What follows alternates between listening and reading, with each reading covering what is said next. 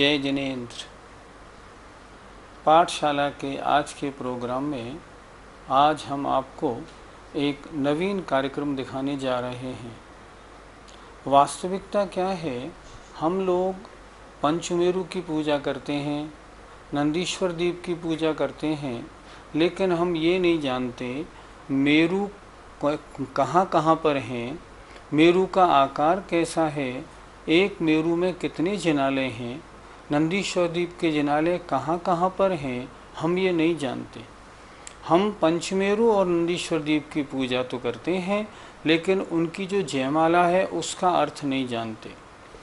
आज हम आपको इस नक्शे के द्वारा ये बताएंगे कि कौन सी चीज़ें कहाँ पर हैं और हमें पूजा करते समय अपना चिंतन कैसे बनाना चाहिए। आपके सामने ये अढ़ाई दीप का नक्शा है। ये बीचों बीच में ये जम्बू द्वीप है। इस जम्बू द्वीप के चारों ओर ये लवण समुद्र है। ये इसके चारों ओर ये धातकी खंड द्वीप है पूरा। इसके चारों ओर ये कालोदधी नाम का समुद्र है ये पूरा। इसके चारों ओर ये पुष्करार्ध है। इसको हमने पुष्करार्ध आधा क्यों कहा, क्योंकि ये पुष्करार्ध द्वीप, ये पुष्कर द्वीप यहाँ से यहाँ तक था, लेकिन इस मानसोत्तर नाम के पर्वत ने इसके दो टुकड़े कर दिए। आधा हिस्सा मनुष्यलोक में आ गया, आधा हिस्सा इसके बाहर चला गया जघन्य भोग भूमि में। हमें कितने द्वीप मिले? एक जम्बू द्वीप, एक धातकी खंड द्वीप और आधा पुष्करवर द्वीप। कितने द्वीप हो गए ये? 1, 2 और आधा 2.5। समझ में आया? और समुद्र कितने हो गए? 1 और 1 2। इनके बीचों बीच में क्या है? इनके जम्बू द्वीप के बीचों बीच में ये सुमेरु पर्वत है। देखिए ये गोल वाला, ये क्या है? ये सुमेरु पर्वत है। ये जम्बू द्वीप में एक मेरु है, सुदर्शन मेरु, ये वाला। इसके चारों ओर समुद्र है। इसके चारों ओर ये है धातकी खंड द्वीप। धातकी खंड द्वीप में क्या है? इसमें 2 मेरु हैं। देखिए एक ये और एक इसी की सीध में ये। ध्यान से देखिए, ये सुदर्शन मेरु है, ये विजय मेरु है और ये अचल मेरु है। इसके चारों ओर ये समुद्र है, इसमें कोई मेरु नहीं। फिर ये आया पुष्करार्ध, इसमें एक मेरु ये है और एक मेरु ये है। ये मंदर मेरु है और ये विद्युन्माली नाम का मेरु है। ये पांचों मेरु वो हैं जिन पर उन मेरु से संबंधित भगवानों का जन्म कल्याणक का अभिषेक होता है। इसलिए ये मेरु बड़े पवित्र हैं, क्योंकि इनके ऊपर निरंतर तीर्थंकरों का अभिषेक होता रहता है। देखिए आप पूजा में क्या पढ़ते हैं पंचमेरु की? तीर्थंकरों के नवन जलते, भगवान के स्तवन के जल से भये तीर्थ। ये पंचमेरु तीर्थ बन गए हैं ये 5 मेरु। शर्मदा, शर्मदा माने सुख देने वाले हैं। ताते प्रदक्षिण देत सुरगन, इसलिए इन मेरुओं की प्रदक्षिणा देते रहते हैं देवता लोग सदा। कैसे हैं पंचमेरु?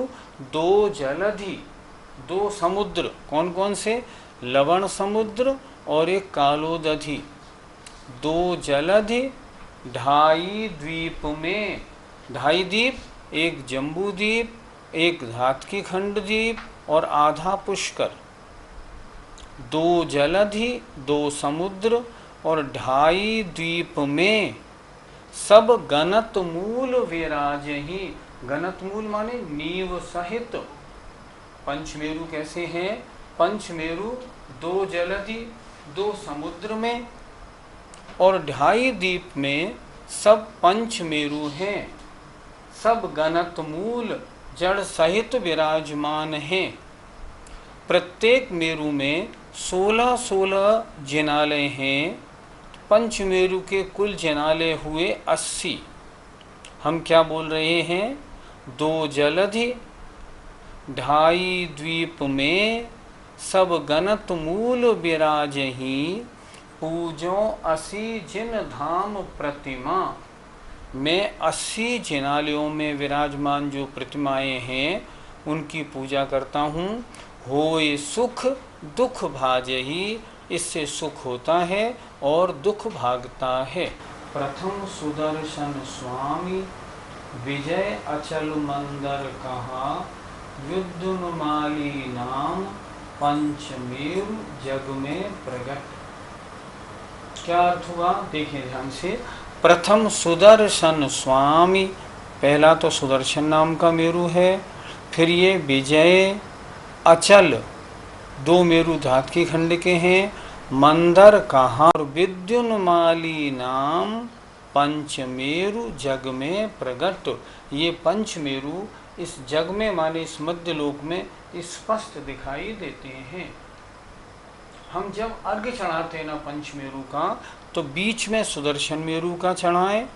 ओम ह्रीम सुदर्शन विजय अचल मंदर और विद्युन्माली पंचमेर संबंधी 80 जिन चैतालयेभ्यो 8640 जिन बिंबेभ्यो जलम निरोपामिति स्वाहा, ऐसे चढ़ाएं।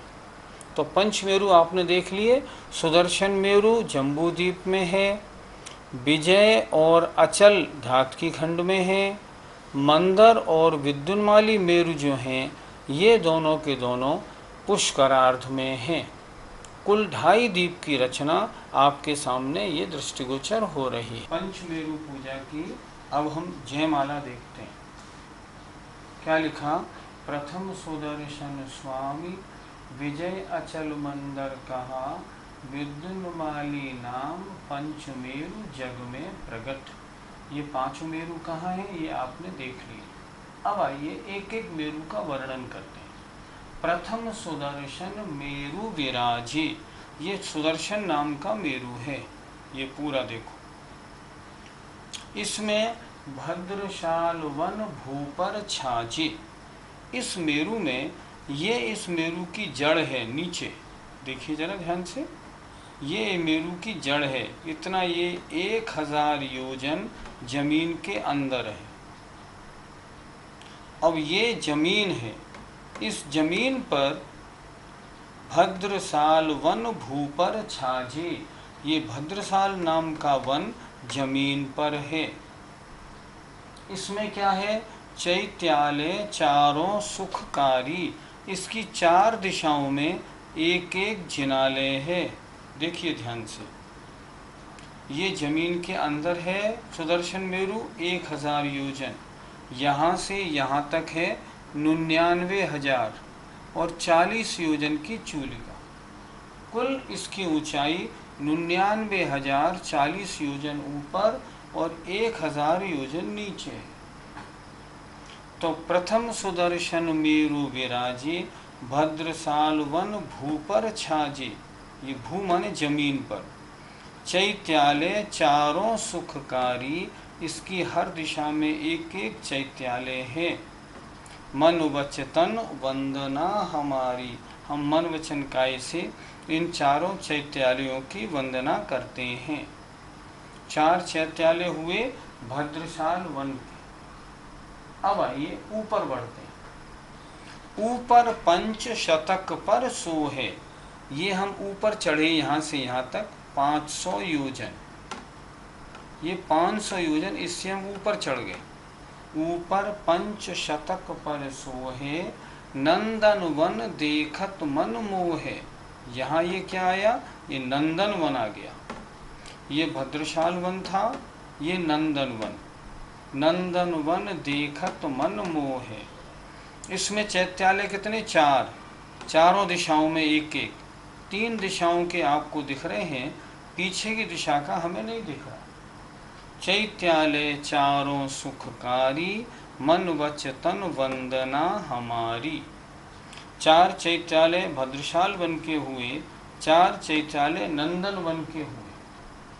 अब इससे हम ऊपर चढ़े मेरू पर, 62.5 सहस्र ऊंचाई यहाँ तक आ गए। ये कितनी ऊंचाई बनी यहाँ से यहाँ तक? 62,500 योजन। ये जमीन पे था, इससे ये 500 योजन ऊपर आए और यहाँ से अब यहाँ से 62,500 और आ गए। यहाँ क्या है? 62.5 सहस्र ऊंचाई वन सौमनस, ये सौमनस नाम का वन है। ये शोभे अधिकाई, इसमें क्या है? चारों दिशाओं में देखो ये 4 जिनालय हैं। चैत्यालय चारों सुखकारी, मन वचन वंदना हमारी। अब हमने क्या किया? और ऊपर आए, तो यहाँ से हम कितने ऊपर चढ़े? ऊंचा योजन सहस्र छत्तीसम, 36,000 योजन ऊपर और आ गए। ऊंचा योजन सहस्र छत्तीसम, ये पांडुक वन सोहे गिर शीशम, ये पांडुक नाम का वन है। ये कहाँ आया? पहाड़ के शीशम माने टॉप पे, पहाड़ के ऊपर ये आ गया। 36,000 योजन पे पांडुक वन। इसमें क्या है? चारों दिशाओं में 4 जिनाले यहाँ भी हैं। चैत्यालय चारों सुखकारी, मन वचन वंदना हमारी। कुल इस मेरू की ऊंचाई कितनी हो गई? देखो यहाँ से आए ये 500 योजन ऊपर और ये 62,500 यहाँ तक हो गया, 63,000 हो गया। यहाँ से फिर 36,000, ये 99,000 योजन हो गया। 99,000 योजन ये और 1,000 योजन की नींव, कुल मिला के यहाँ से यहाँ तो हुआ 1,00,000 योजन। बीच वाला जो सुदर्शन मेरू बड़ा है, इसकी कुल ऊंचाई कितनी है? 1,00,000 यहाँ तक, और ये जो शिखर है चूलिका, ये 40 योजन। तो 1,40,000 योजन इस सुदर्शन मेरू की ऊंचाई है। इसमें 1,000 योजन जमीन के अंदर है। फिर ये 500 आए, ये 62,000, 62,500, 63,000 हो गए। फिर 36, 99,000 हो गए। तो यहाँ तक 1,00,000 योजन हो गया। 40 योजन का इसका शिखर है।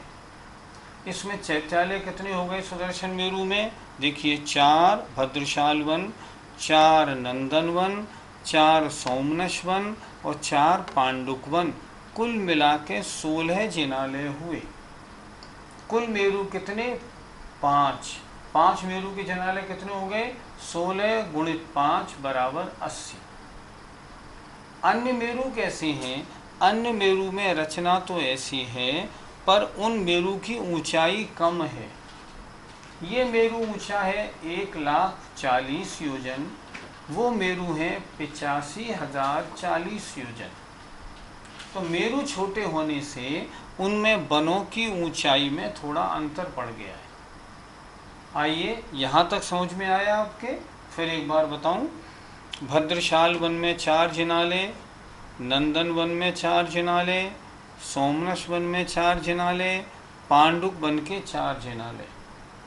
ये 500 योजन ऊपर आया, ये जमीन पर था, ये 500 योजन ऊपर, ये 62,500 और हो गए, 63,000 हो गए। फिर 36,000 और चढ़े, 99,000 हो गए। 1,000 नीचे नींव में आ गया। कुल 1,00,000 योजन हुआ। 40 योजन की चूलिका हो गई। इस तरह जम्बू द्वीप के बीचों बीच में जो सुदर्शन नाम का मेरू है, उस सुदर्शन मेरू की 1,40,000 योजन की रचना आपको बताई और इसमें जिनालय हुए 16। अब आगे चलते हैं, देखें इसकी जयमाला और आगे देखें। चारों मेरु समान बखाने, भूपर भद्रशाल चहु जाने। अन्य चारों मेरु कहाँ हैं? हमने पहले आपको बताया था। देखिए फिर आपको दिखाते हैं। ढाई द्वीप में 5 मेरु हमने आपको बताए थे। जम्बू द्वीप के बीचों बीच में ये सुदर्शन नाम का मेरु है। ये 1,40,000 योजन ऊंचा है। इसकी रचना हमने आपको बता दी और इसके 16 जनाले हमने आपको बता दिए।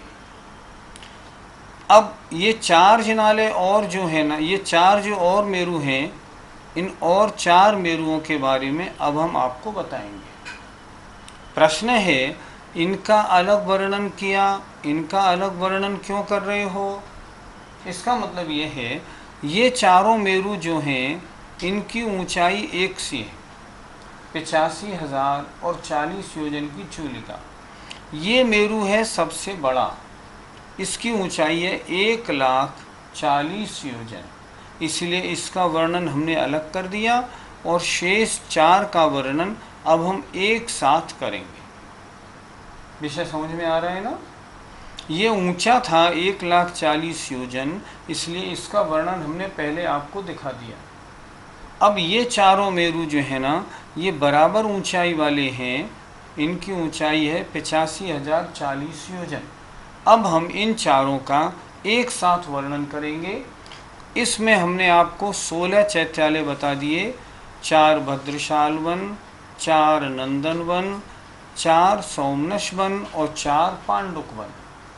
उसी तरह इनमें भी चारों में 16-16 जनालय हैं, तो 5 मेरु के इस तरह 80 जनालय हो जाते हैं। अब जयमाला को आगे और देखते हैं। चारों मेरु समान बखाने, जो अन्य 4 मेरु बचे, विजय, अचल, मंदर और विद्युन्माली, समान बखाने, सब एक ऊंचाई वाले हैं।